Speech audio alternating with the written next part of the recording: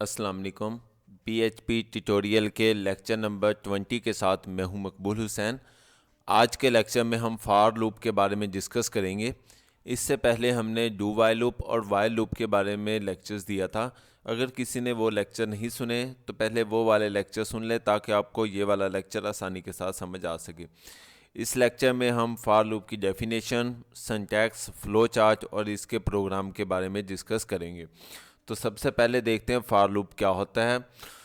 For loop, PHP for loop can be use to traverse set of code for the specific number of time. PHP के अंदर for loop का हम उस वक्त इस्तेमाल करते हैं जब हमने कोई भी स्टेटमेंट जो है एक ख़ास नंबर तक यानी स्पेसिफिक नंबर ऑफ टाइम तक एग्जीक्यूट करवानी हो। It should be used if the number of iteration is non, otherwise use while loop. हम फॉर लूप को उस वक्त इस्तेमाल करते हैं जब हमें पहले से पता होता है कि लूप ने जो है कितनी दफ़ा एग्जीक्यूट होना है, यानी स्टेटमेंट 10 दफ़ा डिस्प्ले करवानी है या 15 दफ़ा डिस्प्ले करवानी है। अगर हमें इसका नहीं पता होता तो फिर हम फॉर लूप की बजाय वाइल लूप का इस्तेमाल करते हैं। लास्ट लेक्चर में मैंने जिक्र भी किया था कि वाइल लूप हम उस वक्त इस्तेमाल करते हैं जब हमें पहले से नहीं पता होता कि हमने स्टेटमेंट कितनी दफ़ा डिस्प्ले करवानी है, जबकि फॉर लूप में हमें ऑलरेडी पता होता है कि हमने 10 दफ़ा या 15 दफ़ा जो है स्टेटमेंट डिस्प्ले करवानी है। जिस तरह लिखा भी हुआ है कि this means for loop is use when it is already many times, यानी आपको पता हो कि आपने स्टेटमेंट कितनी दफ़ा एग्जीक्यूट करवानी है। अब हम सिंटैक्स की तरफ देखते हैं। सिंटैक्स सेम आपका फॉर लूप वाला वाइल लूप की तरह की है। उसमें भी हम तीनों जो है यानी तीन चीज़ें चेक करते थे, यानी इनिशियलाइजेशन चेक करते थे, कंडीशन और उसके बाद इंक्रीमेंट या डिक्रीमेंट।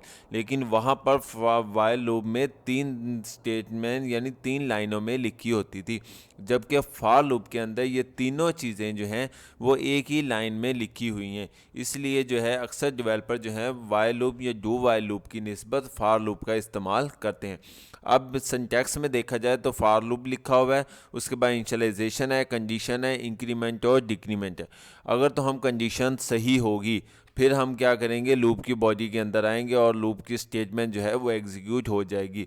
और अगर लूप की कंडीशन यानी सही नहीं होती तो फिर क्या है कि भी हम लूप की बॉडी में नहीं जाएंगे और लूप की स्टेटमेंट को एग्जीक्यूट नहीं होगी।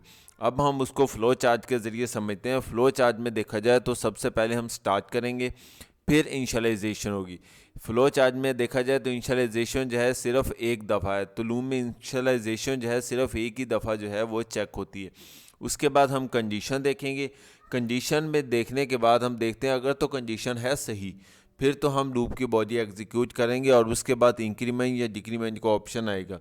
इंक्रीमेंट डिक्रीमेंट के बाद हम कंडीशन को अगेन चेक करेंगे। अगर कंडीशन फिर भी सही होती है तो फिर हम लूप की बॉडी एग्जीक्यूट करेंगे, उसके बाद हम इंक्रीमेंट या डिक्रीमेंट करेंगे और देन अगेन जो है कंडीशन चेक करेंगे। हम again and again condition check करते रहेंगे उस वक्त तक जब तक कंडीशन फॉल्स नहीं हो जाती।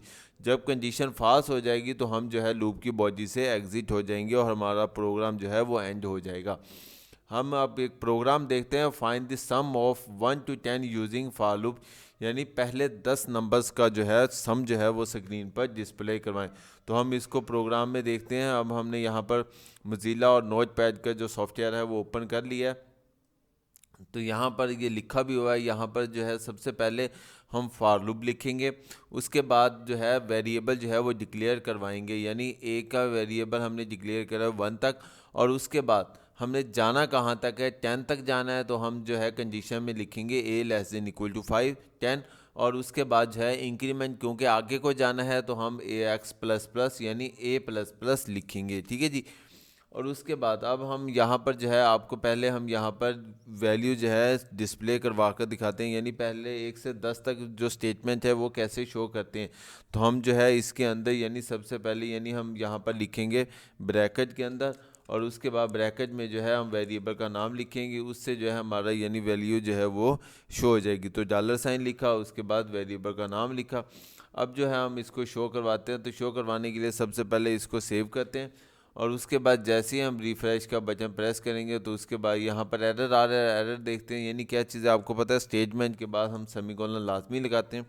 अब हम उसको सेव करते हैं और उसके बाद जब हम इसको रिफ़्रेश करेंगे तो ये देखिए 1 से लेकर 10 तक काउंटिंग जो है वो स्क्रीन पर आ चुकी है। अगर हमने यहाँ पर जो है BR का ऑप्शन इस्तेमाल करेंगे, ब्रेक का या \n का, तो उससे जो है हम न्यू लाइन में जा सकते हैं। अब हमारा मेन फंक्शन था यानी पहले 10 नंबर्स को प्लस करना, ठीक है। तो अब हम यहाँ पर जो है एक और वेरिएबल डिक्लेयर करेंगे। तो वेरिएबल जो है यानी हम एस के नाम से एक वेरिएबल डिक्लेयर करते हैं। तो हमने यहाँ पर एक एस का वेरिएबल लिखा यानी सम के लिए, और उसको वैल्यू जो है वो हमने 0 असाइन कर दी। अब यहाँ पर जो है यानी हमने सबसे पहले यहाँ पर जो है यानी शो करवाना है। शो क्या करवाना है, हमने सिर्फ यहाँ पर सम जो है वो दिखाना है। तो सम करने के लिए हम फार्मूला लगाएंगे सम का।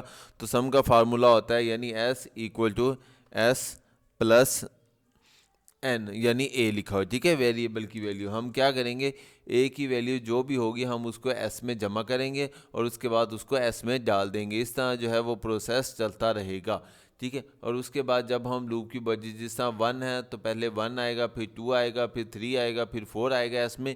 इस तरह 1 बाय 1 जो है यानी s में वैल्यू जो है वो एक ही आती चली जाएंगी। और जब इंक्रीमेंट होते होते a की वैल्यू 11 हो जाएगी तो कंडीशन फॉल्स हो जाएगी, और उसके बाद जो है हम यहाँ पर जो है लूप की बॉडी से बाहर आकर हम शो करवा देंगे यानी s की वैल्यू। तो s की वैल्यू जो है हमारे पास जो भी होगी, अभी देख रहे हैं इको के ज़रिए हम शो करवाते हैं, और उसके बाद हम ब्रैकेट के अंदर जो है हम वैल्यू लिख देते हैं। तो a की वैल्यू हमारे पास कौन सी है जी, यानी s हमने शो करवाना है तो हम क्या करेंगे $, और उसके बाद s लिखेंगे, ठीक है जी।